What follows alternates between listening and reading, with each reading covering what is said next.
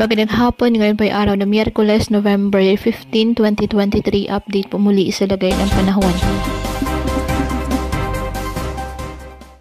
Patuloy po na minomonitor ng Pag-asa ang isang low pressure area na nasa Pacific Ocean, huling namataan sa may silangan ng Northeastern Mindanao.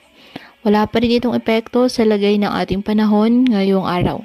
Ngunit nanatili pa rin pong mataas ang tsansa nitong maging bagyo muli sa mga susunod na oras. Inaasang papasok ito ng ating Philippine Area of Responsibility kung sakali po ay tatawagin itong Bagyong Kabayan.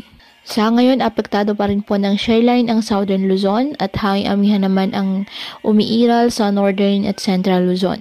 Habang makakaasa muli ng mga localized thunderstorms ang ilabang bahagi ng ating bansa ayon po sa Pag-asa.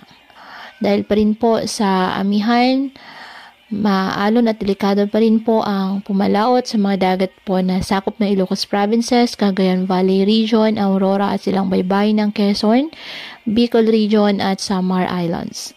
Ngayong araw, asahan ang mga pag-ulan sa ilang bahagi ng Cagayan Valley Region, Central Luzon, Calabarzon, Mimaropa Region, Bicol, Visayas at Caraga Region. Kaya po patuloy po natin na pinag-iingat ang ating mga kababayan sa banta ng mga pagbaha at pagguho ng lupa at ugaliin po na magdala palagi ng payong o kahit anong panangga sa ulan kapag lalabas ng ating mga tahanan. At yan po muna ang update sa lagay ng panahon ngayong araw.